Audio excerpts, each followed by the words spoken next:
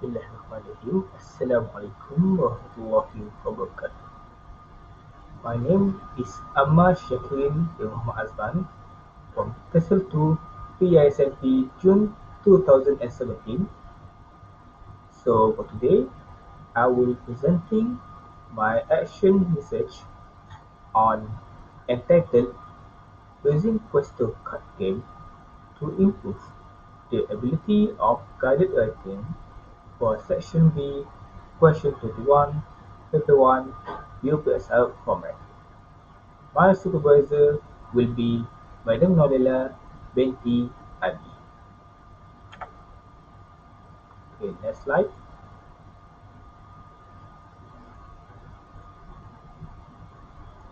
Okay, background of study. In order to master a language, you need to master the skills of learning, which is listening, speaking, reading, and writing. It is difficult to mastering all these skills, especially if that language is a new language. So the way to master the language is mastering crucial skills that will be provide a better language proficiency, and one of them is writing. Satya Siduga and Dr. C. S. Rao in 2018 have reported good writing skills are needed for all the students in order to accomplish their educational and employable requirements. So, for me, as a semester 8 student, I have been attending two different practicum, practicum 1 and practicum 2. Practicum 1 and practicum 2 are held in different schools.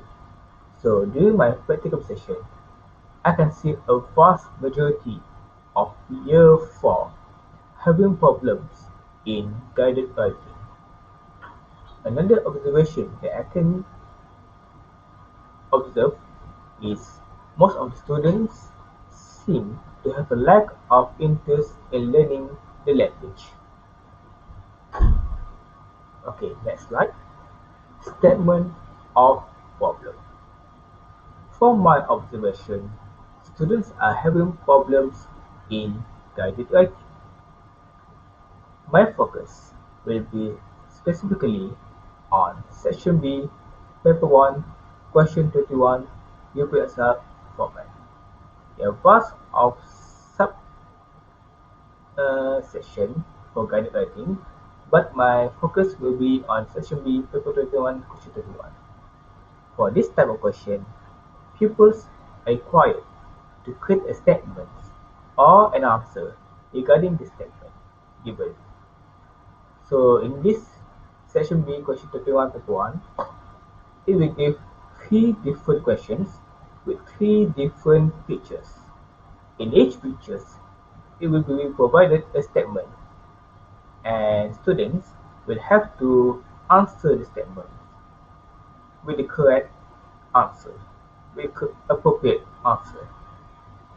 Some of the pupils can understand the objectives of the question because they didn't know the meaning for that statement, and some of them are giving the wrong answer, and some of them are giving safe answers, which they just simply write down yes, no, probably, okay.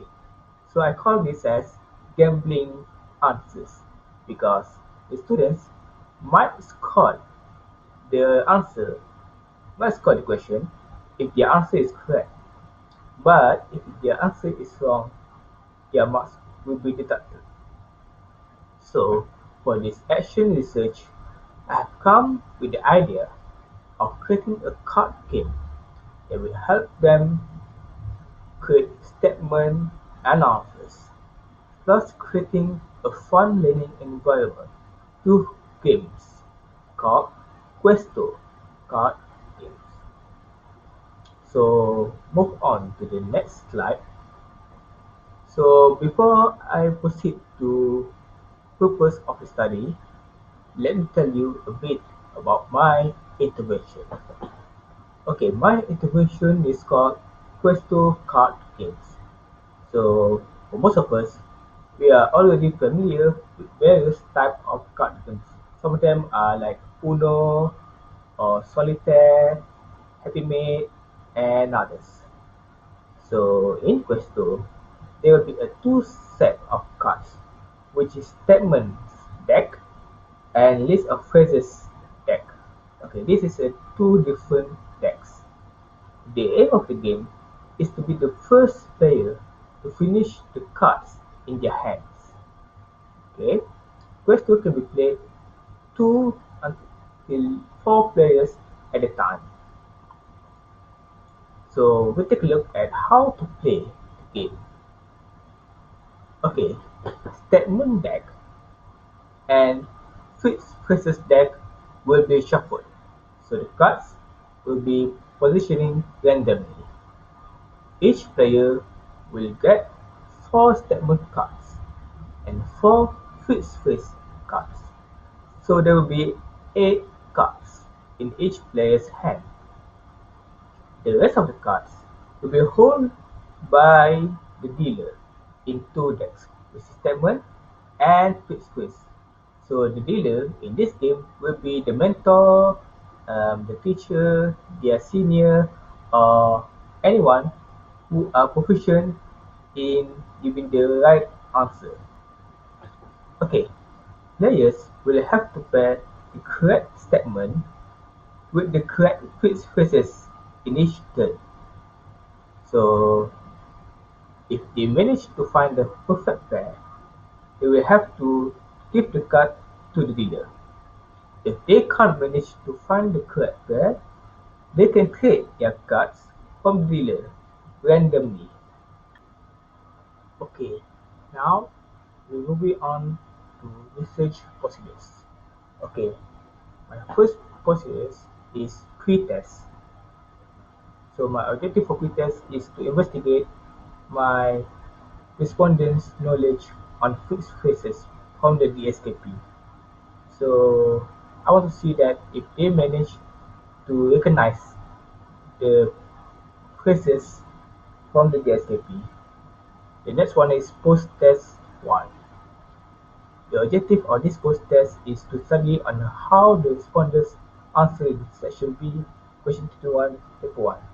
Okay, I'm going to study on how they will answer the question. Okay, the next post-test is post-test 2. It is same with previous post-tests, but each question are provided with multiple answers A, B, C, and D, and the answers are the fixed phrases from the Questo card games. Okay, the next one is interval. My interval is between post-test 2 and post-test 3. In this interval, I will be explaining on how to play Questo card game to Google Meet to my respondents. Okay, the next one is post-test 3. This is my last post-test for my respondents. It is same with previous post-test, but this time is I want to investigate on how well they answer the question after the implication of Questo card game. Is Questo card game can affect their way of answering question? Okay, so moving on to the next slide, which is data collection procedures. Okay, so my data collection procedures is via pre-test and pre-post-test. The results obtained were analyzed to determine the score achieved by the research participants. Okay, and for this test, I'm using Google Form and quizzes as my platform. So why? Because during pandemic, I cannot have direct contact with my subject, with my respondents because of COVID. For my post test, there are three of them. First and third post tests are in the same format, which which is a set of questions 21.1 format, while second post-test is in multiple choice question, which consists of 5 questions. Okay, data analysis procedure. Okay, the research participant score will be presented in a percentage form. The results of the test are taken and recorded using the following method. Okay, to determine their mark, the total scores will be multiplied by 100% and will be divided from number of questions.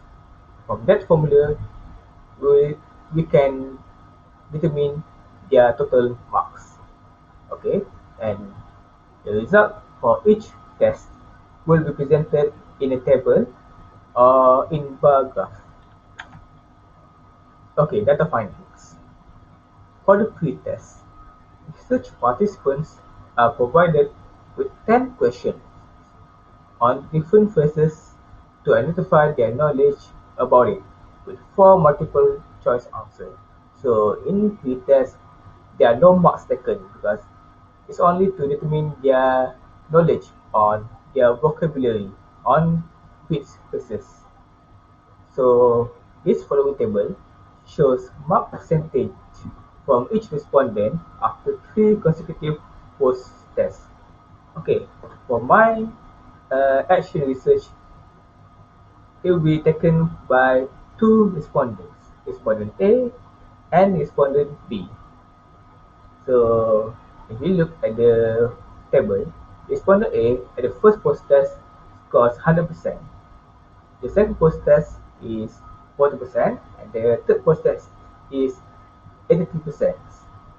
While respondent B scored 50% in post-test 1, 60% in post-test 2, and the last test, the respondent B gained 100%.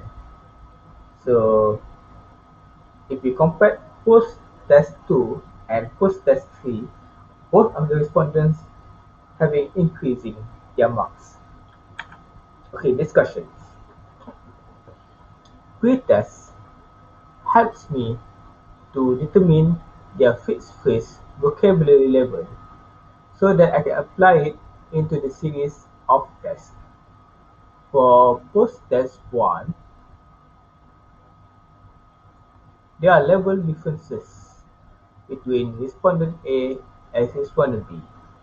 Okay, respondent A got full marks by using lengthy sentence methods for every answer, while for the respondent B, the respondent tends to use safe answer like okay, sure, and alright. So this is the problem that I have mentioned in my statement of problem.